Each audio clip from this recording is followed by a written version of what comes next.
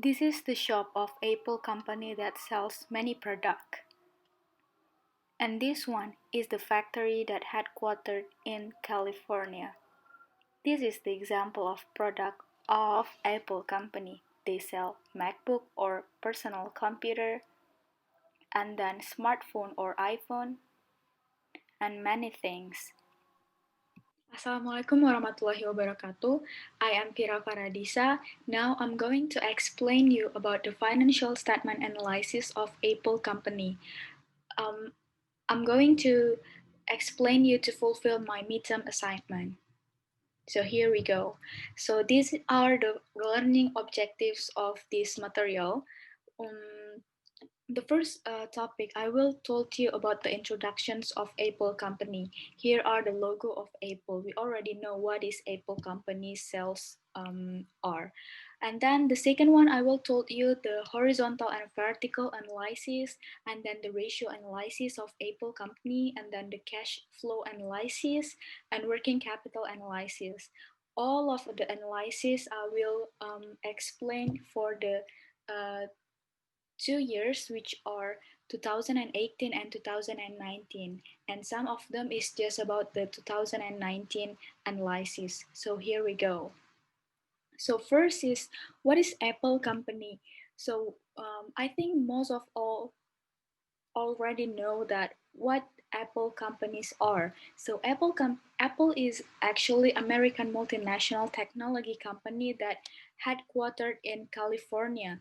They develop cells like electronics, software, and online services such as um, smartphone that we already know, iPhone, like this. So this is the example of their product. And then they also sell like tablet computer, personal computer that called Mac, and then media player, smartwatch, and so on. They sell a lot of things like electronics, technology electronics. And Apple company is actually founded by Steve Jobs, Steve Wozniak, and Ronald Wayne in April 1976. And then, actually, what is financial statement analysis? I don't briefly explain you a deep information what is financial statement analysis um, and the types or their things, because I believe that we already learned about this in class, and I just want to show you the real data that I got from Apple company. But I will just tell you like a little bit information just to remember it again. So financial statement analysis is actually the process of analyzing a company's financial statement for decision making purposes. It's not just to know the net income or losses for the year, but it's to know the change in net income or losses of the company in comparison to the preceding years. So here are the horizontal and vertical analysis um, of Apple company. So here are the example of horizontal and vertical analysis. We already know that horizontal analysis is we calculate the amount changes from the current year and the base year. We choose the base year and we choose the current year. And we got that the percentage of change in the percentage amount. And for vertical analysis, it is like financial statement item that express as a percentage, like from one account to another account. So we compared, like for example, we compared net sales to another account, like for example, net income, and so on. Okay, I will show you the complete horizontal analysis and vertical analysis. Here I have the data for horizontal analysis of Apple company. This in the left one is comparative balance sheet, and in the right one is the income statement. So what I wanted to highlight here is actually we already know that horizontal analysis that we calculate the amount changes here and the percentage changes. all this data I got from the annual report. From this data and the name account, the data for 2018 and 2019, I got it from the annual report. And what I calculated by myself is the amount changes and the percentage changes. So here are, I will just tell you the example, not all. Okay, for example, cash and cash equivalent, we got this number for the amount changes. So this formula is I got from the current year, I minus with the base year, so I got this amount. And the percentage changes I got from the amount changes divided into the base year and times to 100. So I got the percentage changes. And it goes same to the income statement. So why this one has red color, it is because the percentage changes or the amount changes in dollar, I got it minus. So here the result. Okay, for vertical analysis, it's just same. I got from annual report for the data of the name account, the data for amount in 2018 and 2019. And what I calculated by myself is this percentage here. So how to get this number is first we need to choose which one is the base account. So for base account here, um, it's commonly the base account for balance sheet is the total asset here for asset account. So its total asset is become 100%. This amount is become the base year, the base account or the base amount. So if I wanted to know um, how much is the percentage or the proportions of cash in asset, so I got 7%. This one is by calculating the amount of cash divided to the amount of total asset and times to 100. So I got 7% here by calculating that one. It goes same to the liabilities account. Here are the base amount, the total liabilities and shareholders equity. That one is the base. So why? Because that one is 100% and it's just commonly to get it from other balance sheet. They use total asset and total liabilities and shareholder equity as the base account or the base amount. And here are the same to the income statement. For income statement, the base account or the base amount is net sales. So if I wanted to know how much the proportion of operating income to the net sales in income statement, I just calculate it by using this amount, operating income amount, divided into the net sales amount and times to 100. So I got here 26.69%. Okay, that one is vertical and horizontal analysis. Okay, we are going to the third subtopic or learning objective, which are ratio analysis. So in ratio analysis, in Apple company, I got 4 types of ratio analysis, but actually ratio analysis has a lot of number or a lot of types. That's depend on the company. So in Apple, I got 4 types of ratio. So ratio analysis is a tools of financial analysis. It is like mathematical relation between two quantities. It is revert to an economically important relation. So okay, for example, liquidity ratio. Liquidity ratio is to determine the company's ability to pay the current debt obligation without raising external capital. So in this case, that company is Apple company. So their liquidity ratio is measured or determined by these 3 ratio. So I have immediate liquidity ratio, receivable liquidity, and inventory liquidity, which are it's divided again. If in immediate liquidity ratio, we have cash ratio, conservative asset, and so on. So in this five types of immediate liquidity ratio, we can know that the Apple company cash ratio is just 0.46 and so on. It just goes same to other ratio like receivable and inventory.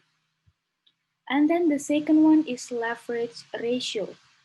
Leverage ratio is measure a company's mix of operating expenses to get an idea of how change in output will affect operating income. So here are the leverage ratio. I have three types, which are equity ratio, debt to equity ratio, and debt ratio.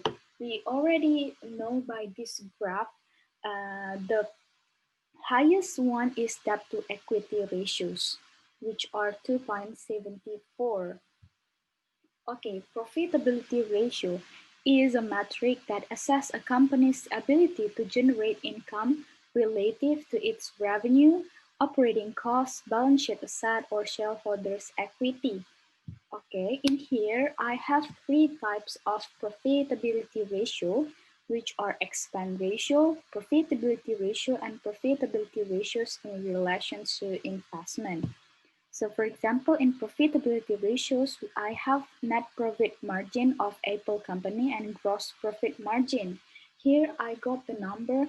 Net profit margin of Apple company is 0.21 and the gross profit margin is 0.38, and it goes same to other ratio. And then activity ratio.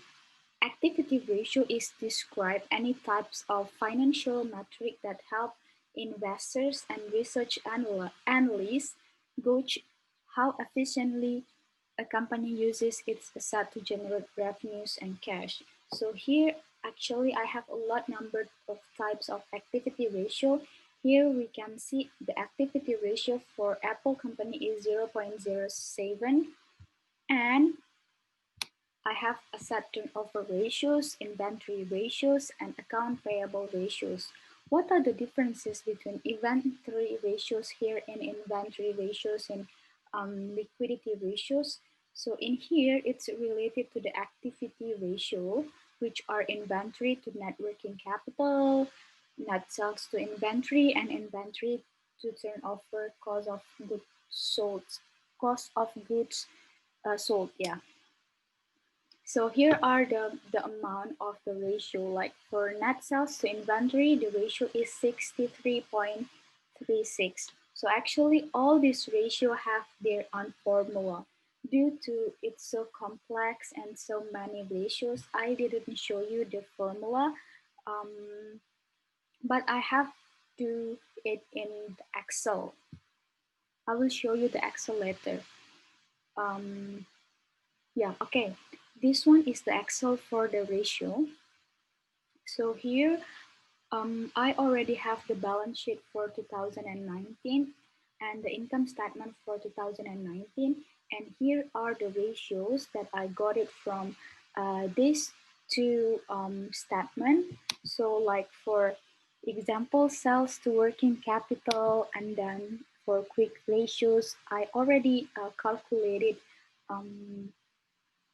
manually by using Excel here. So I got like to got the quick ratios, the formula is in cells D12 and so on. So I got this formula from internet and also from the ebooks.